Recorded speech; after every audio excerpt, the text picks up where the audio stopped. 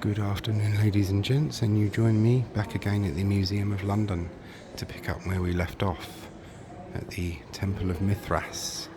We rushed this one the other day because it was closing time. We have much more time now today.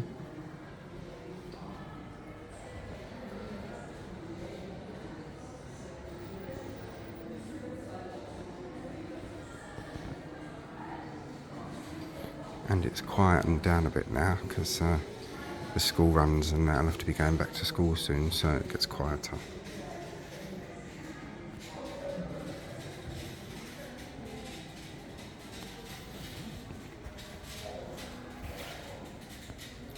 Pause to read or take a screenshot and then you can read that.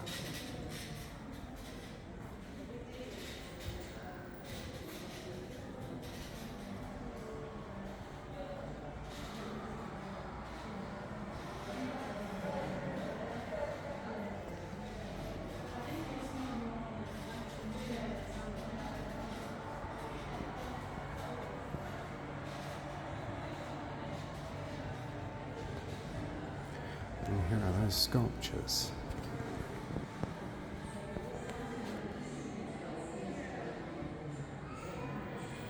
This is the description of each one, so just, as I say, pause to read or take a screenshot or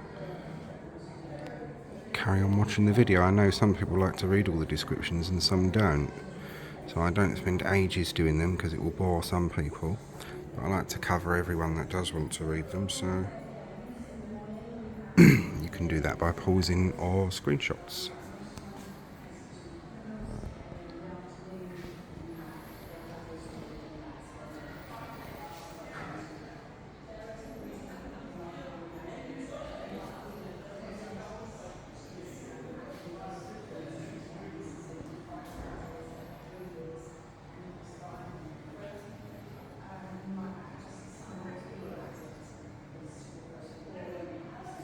Snapping some pictures.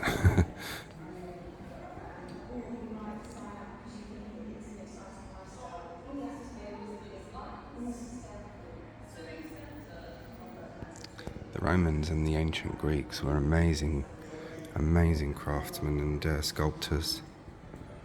Or sculptors and sculptoresses, if there were any women. One, I don't know if there was. I know the ancient Greeks, the women were treated a little bit more fairly.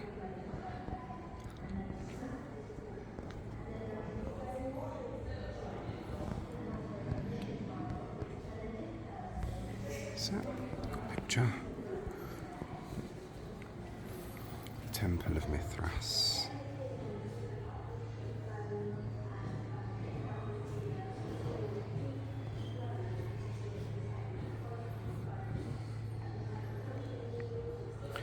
I'm on a one-man mission to cover as much of this museum as I can before it closes.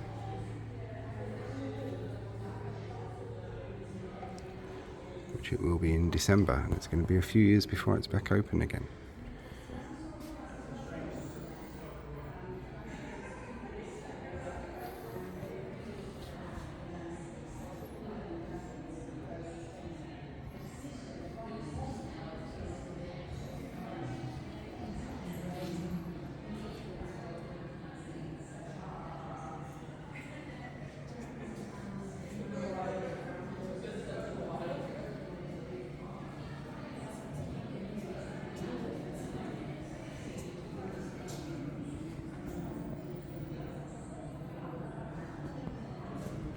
I was naughty with this one, to be honest with you. I normally start and do everything in order, but I was so eager to meet Spittlefield's lady, Roman lady, that I broke my usual rule. I started in the Roman section first. Once we've done this section, we will start at London before London, which is the right order.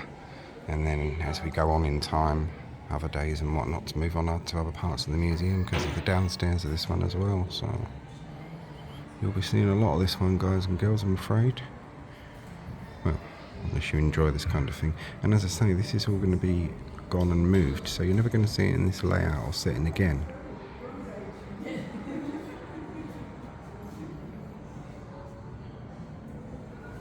Right.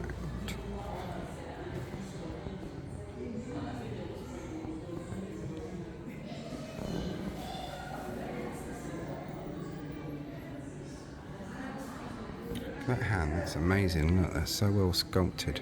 Must have had something held in the hand. Right. Pots and stuff. Grave goods, I think this is. What is this here? Oh, cremation groups. This is because the Romans had burials and cremations at certain parts of their empire. Oh, look, a glass cremation then. I've never seen one of those before. They must have been very rich. And there's the bones in there because they didn't get up.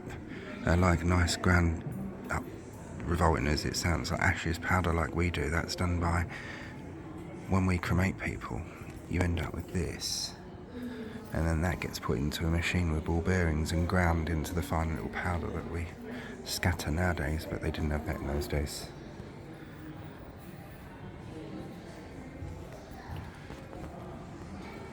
Cheerful, aren't I?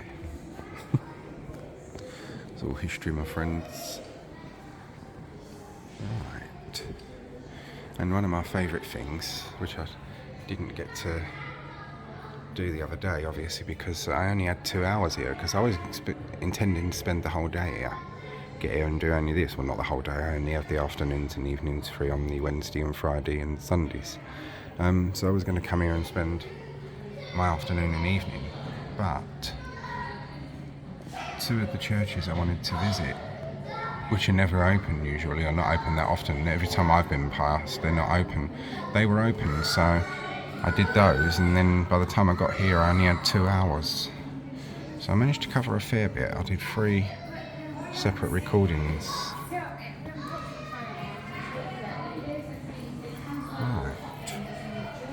And that's the money men. They'd get a plane, they'd make it in sheets, the money. Cut out a square, it would be laid on there. The man would put the die on it, which would have the impression of what they wanted on there, and this man would smash down a hammer onto it very, very hard to give you these.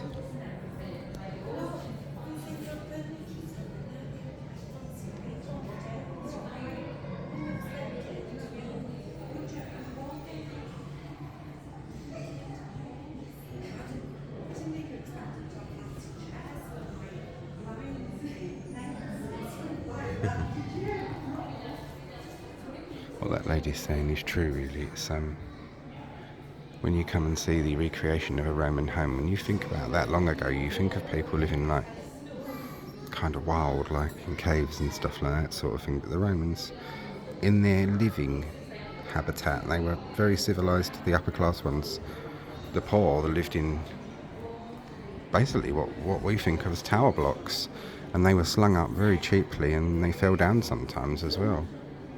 Pliny the Elder lost a lot of money. He did. He invested in one of them, and it all fell down.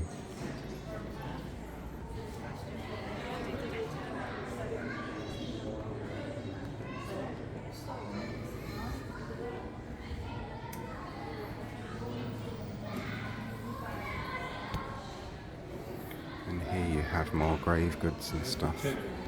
Why it keeps catching up.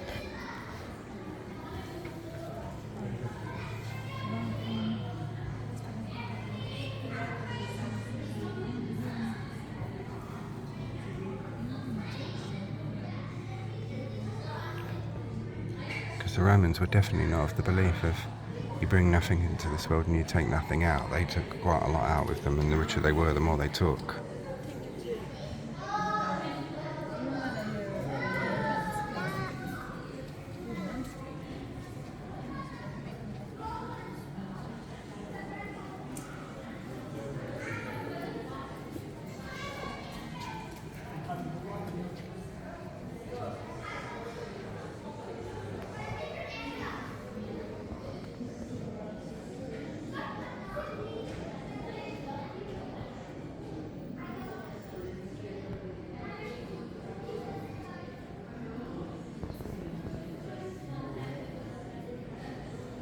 Sorry about my shiny head being in the pictures.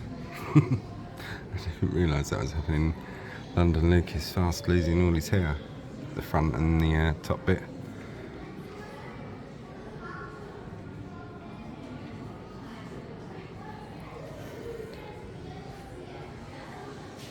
because the Romans didn't bury inside the city walls. They buried outside their cities, wherever they lived.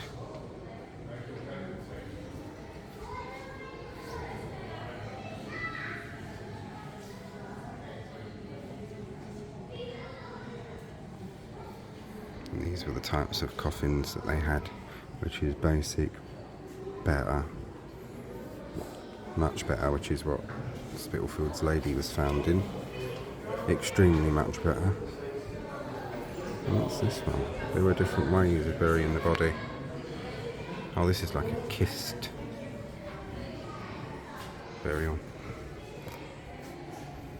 Pay the ferryman.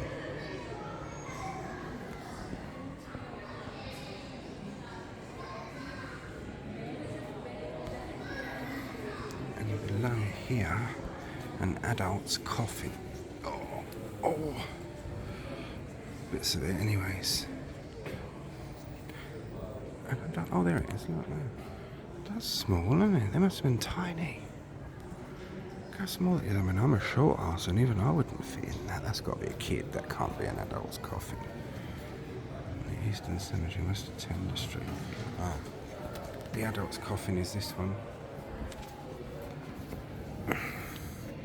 And the child's coffin is that one there at the back. I was going to say, here. Right, so we've seen the grave goods. Here, which you've already seen already, of course, is Spittlefield's lady, which I've covered her extensively and done a good piece on her life today and what her life would have been like.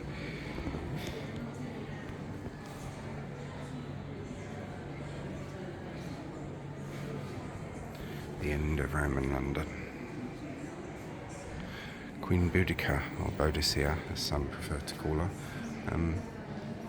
she burned London and Colchester. That wasn't the end of the Roman Empire, though, but it was certainly the end of Boudica.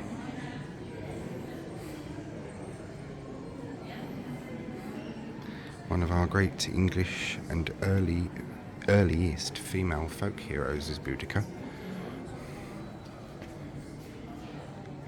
As William Wallace was for the Scots and King Edward, so Boudica was with us and the Romans.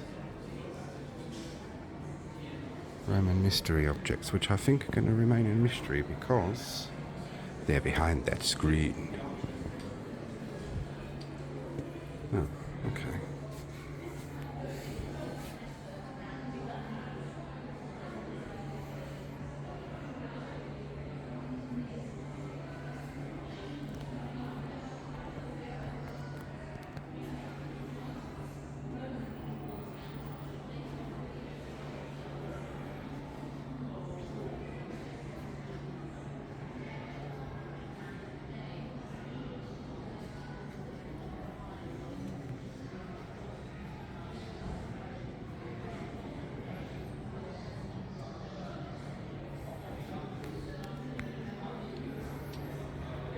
Lifting the lid on Roman temples.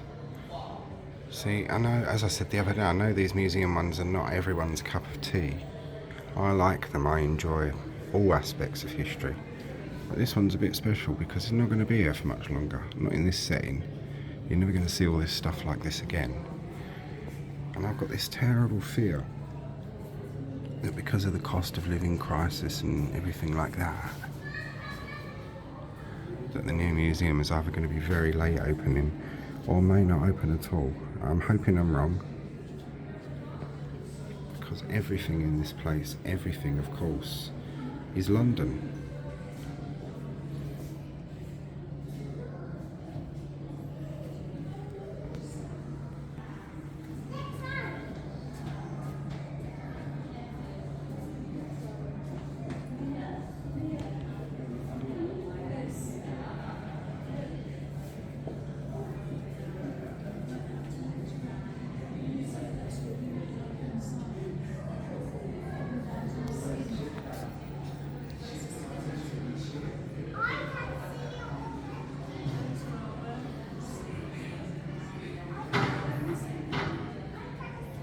Just getting a picture of that. Obviously I can't photograph everything, And if this phone catches up on this zip one more time, I really will scream because it's getting on my nerves. Right, zipped it up now. See, look, I didn't notice this. An unusual cremation burial from Great Dover Street.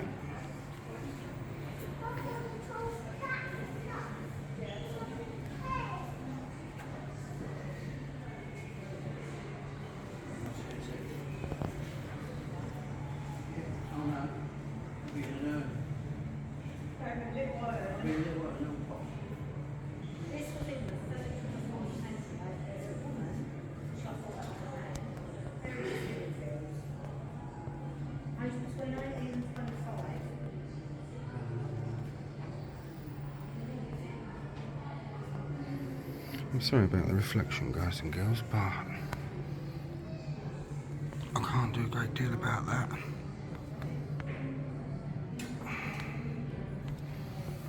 Yeah, yeah. As I say, I'll be about 30-35 minutes on each one. Spittlefield's lady, of course, and all her Roman grave goods. I keep thinking my flash is on, but it's not. It's the lights up in the ceiling. Right, I'm just going to pause you a sec, guys and girls. No, I ain't actually. We can have a look at these first.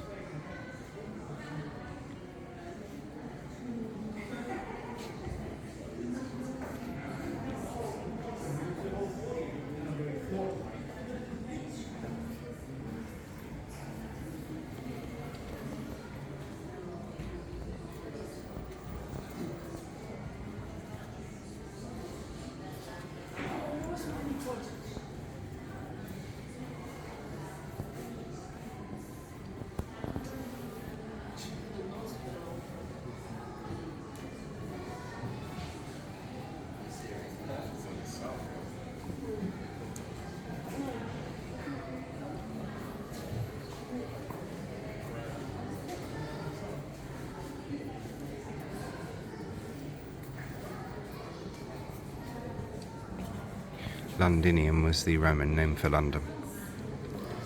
Greenwicium was the Roman name for Greenwich, which means green village. I'm no expert or knowledgeable in that sense, I just hear and read a lot of these things.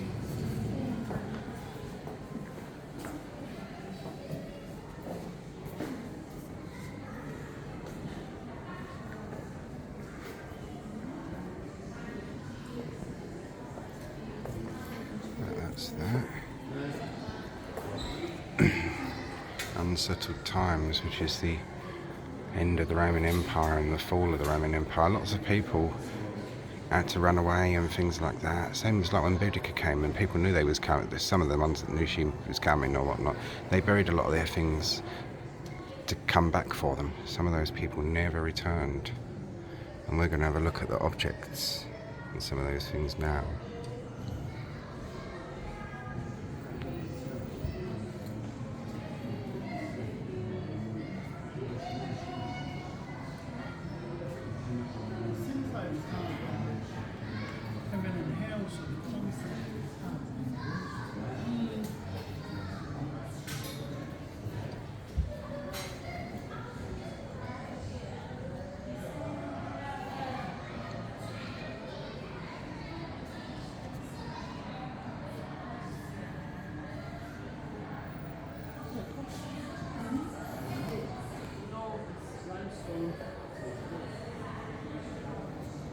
This is limestone.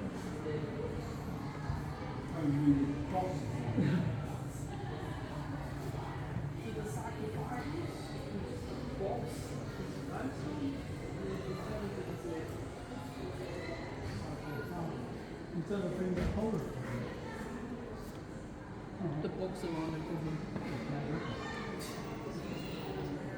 So I wanted to get a picture of that. And their combs were made from ivory or bone, carved out like that and welded together. Riveted together, rather, I should say. Look, and this is what I'm on about with the buried treasure hoards. Look. Someone buried all these coins in this pot, thinking goodness knows what's going to happen to them, hoping to come back for them, and never did. So what happened to that person that buried those are going to remain a complete mystery, I'm afraid.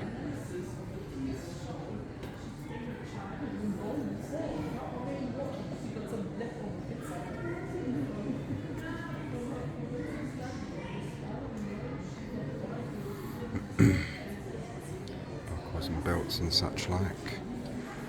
Right. This is the way out. So, go around this way because I haven't done this bit, so we're going to see what's around here now. This could be the end of the Roman section and onto something else.